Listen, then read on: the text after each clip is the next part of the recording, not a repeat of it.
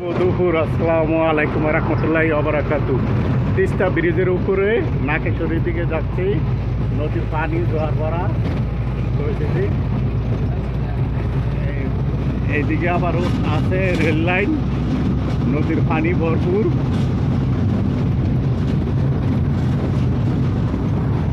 Bridge সাইডে আবার এই যে পাট লইয়া পাহাড়ের করে দিয়েছে রশি, এখান থেকে পাহাড়ের শট বানানো হয়।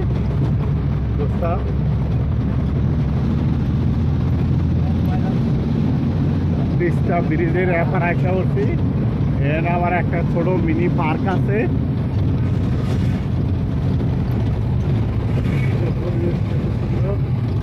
এই যে পাহাড়ের খোয়ারিগুলা খোলাগুলা যারা করে দিয়েছে ওই যে মিনি পার্ক তিস্তা।